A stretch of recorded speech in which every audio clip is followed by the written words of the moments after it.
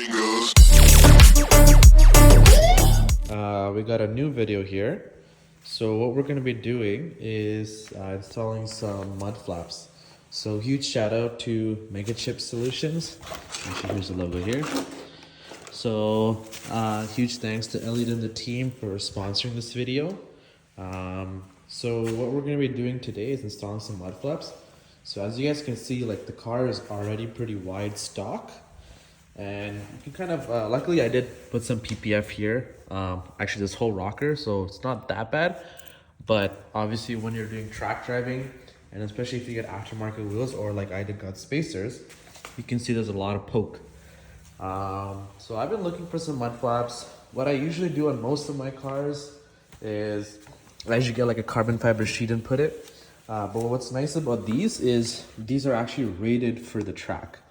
So this is the same material that's used on like traffic cones. So it's very heat resistant. And then what's good is if you get any scuffs or anything, you just kind of like keep it in the heat and then maybe put like tire shine or, you know, those like back to black or black restoring trim material. So this is everything that came with the package. And these are just the extra tools that you kind of need to do this. So obviously this is the fronts here.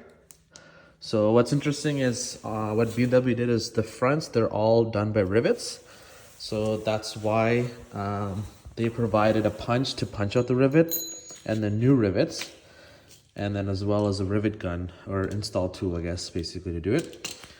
And you kind of have to put this 3M pad here because just of the curvature and then because obviously this is going to be touching the paint surface here. You kind of see it's like all like basically gone already. So should have done this earlier. And then the back, it's the same material. And as well, it has this kind of like 3D printed, I think it looks like STLA or something like that.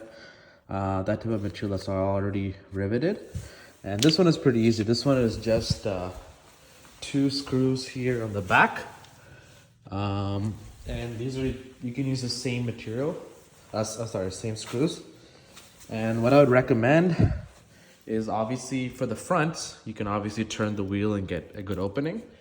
And then for the back, I don't really want to take off a wheel, so I got like one of these small Weirdo tools. I checked for access, it looks like you can do it. The only thing is obviously because I have spacers, it's a little more wider, but that's definitely enough clearance, or you can use like an angle tool. I just got an adjustable spanner just in case when I get out to the loose position if I need some help to put it. And then obviously you need the hammer for when you punch out the rivets. But I'll shoot some clips along the way and hopefully we can record the process. All right, so I went and installed the other side. So we're gonna take the video on the other side. That way I can give you guys some tips and tricks. So the first thing, obviously, like I said, we're gonna use this tool here. Come over here. And we're just gonna uninstall these. So when you uninstall them, it's pretty easy. Just put my finger here and loosen these bolts up.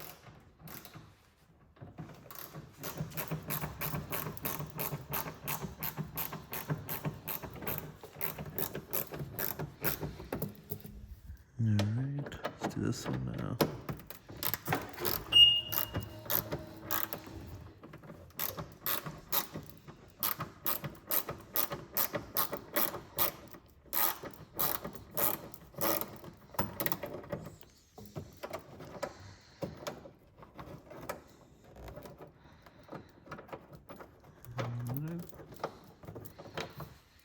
Yeah, so what's interesting is you can use the same bolts actually, even with it, because of how the spacer is kind of designed. So still like enough thread engagement. And these are just screws, so it's not like bolts, so it doesn't really matter. It's just going into this cloth type material here, this MBH. Alright, so what's good is there's 4 alcohol wipes, so 1 for each side. So we're gonna go here and we're just gonna clean the surface because we wanna make sure that afterwards we don't get any sort of rust or anything. So I'm just gonna start cleaning from here.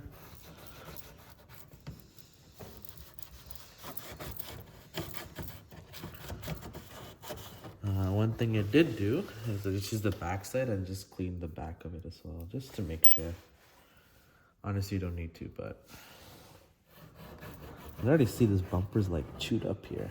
I wish I had done this earlier, but hey, I haven't gone on a track trip yet, so.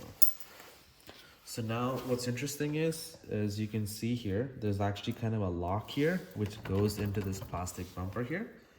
So when you put it, obviously just line it up, and then you can kind of lock this last one afterwards so that you get it. So what I kind of did is kind of just put the screws in first. And obviously these are slotted in this direction, so you can adjust it however you want. Obviously, because I have the spacers, I do want to go a little bit more wider, but here we go. So I'm gonna put this, I'm just gonna hand start like 2 threads. Let's take the next one, this one. This hand start base right here.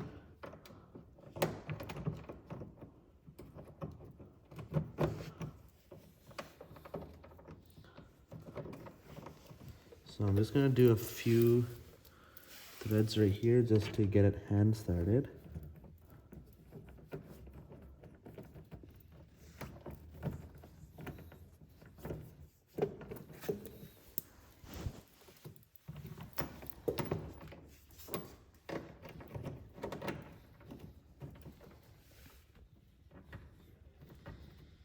All right, so now we want to kind of pop this into this trim here, into the bumper. So you can hear that clicking sound.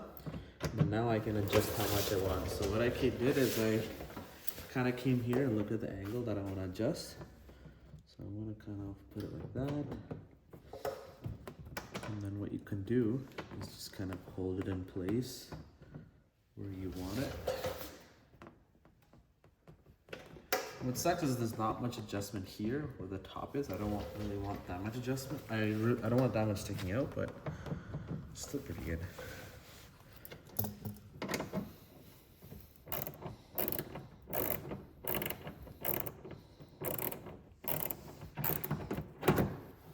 So I didn't fully tighten it. What I like to do is just kind of go all the way until it's like a little tight.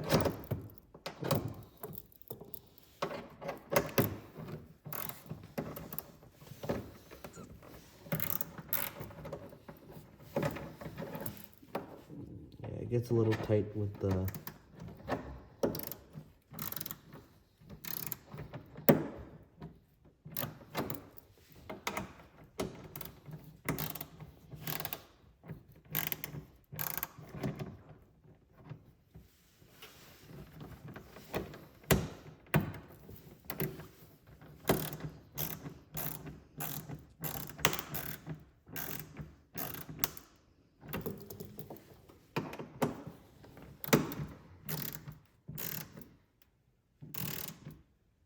So obviously you don't want to go too crazy because obviously it's going to start hitting the plastic. So you can kind of hear it's kind of crunching now. Looks pretty good. And this is kind of how it looks like here. So you're going to see this is the back view. And then as we kind of come across, you can see definitely a lot of good protection. It almost looks like how like the Mudflaps look on like kind of like an X5M or something like that. So definitely looks very OEM like. All right, so for the front it's just rivets. So obviously the key thing for rivets is just give it like a light tap, but you want to make sure that it pops out and you'll kind of hear it. So you kind of just put this tool here. Obviously make sure it's in the center where the rivet is, and you're just gonna give it a light tap. So you can see it popped out now. So you'll feel it go through and you'll hear the sound of it popping.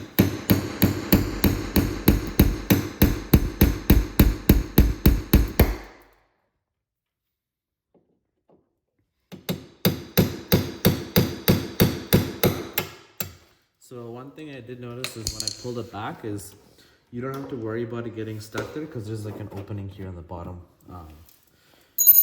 One additional tool just to kind of help me take the rivet out is because these are really nice rivets. They kind of forge up in there. Just kind of use like a knife or something just to pull it out.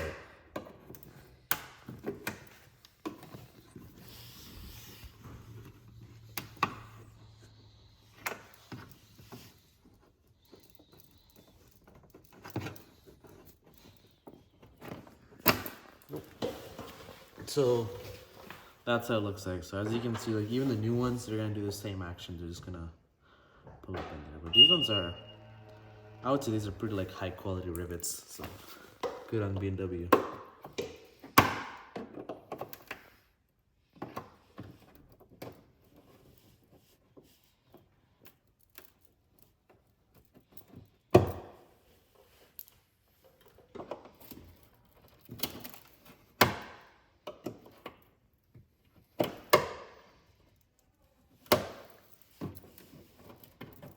All right, so for the front,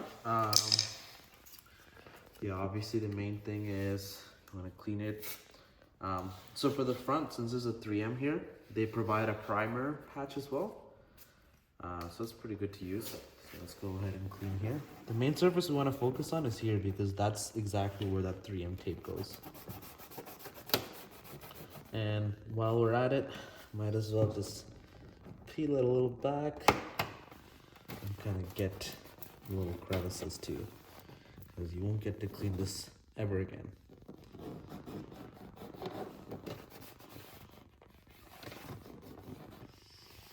So this one, like since the slot's a lot bigger, you definitely have a lot more adjustment, so you just want to kind of take your time. Obviously this is like your main 4-way, your slot or hole, and they recommend working your top down, which definitely makes sense. So what we're gonna do is we're just gonna take one rivet here and we're gonna just shoot the first one in. So obviously this is where the rivet goes, inside here.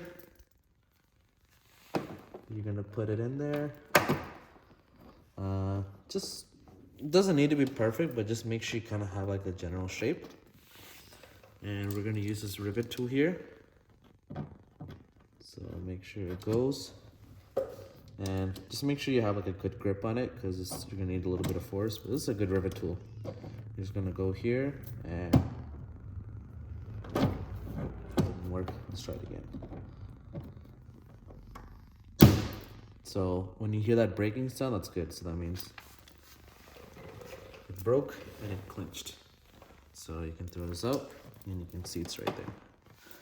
So now let's go ahead and let's actually peel. Actually, we can do, yeah, let's peel it right now. That's what I did on the last side. I just peeled it, and I'm gonna use this primer pad here. I'm gonna use the other side, and just apply this here, just so it can stick a little better. So now we're just gonna align this a little. Obviously, we don't want to set it yet, because once this 3M sticks on, we won't have our way to adjust here. So we're just gonna kind of preset both of these already, just to help us a little. And the last rivet right here.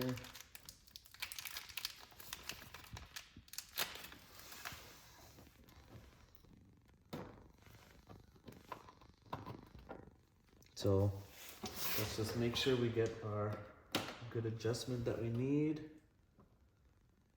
And then you can obviously set it now, since there's not much room to play. And just make sure it's kind of straight. Now we're just gonna complete it by pushing these in, and remember we gotta go top down. So one thing that's important is obviously make sure that stem came out, otherwise you're not gonna have the room to put the next one in. So we're just gonna push it. All right, nicely done. Make sure it's still sticking. Yeah, so this is what I was talking about. Just make sure it comes out. And put this one here.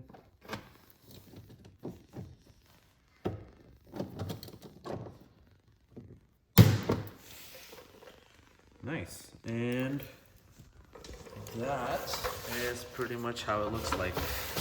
So you can see the main thing I try to do is just make it kind of go left, or make it like kind of go straight. Just kind of wheel arch, but definitely looks super OEM and nice. And I think one thing I'm gonna do is I'm just gonna put like some trimmer store kit here, and here are the final results. So let's check this view out. And let's see here. I think overall, really good. Thanks everyone for watching, and let me know if you have any more questions.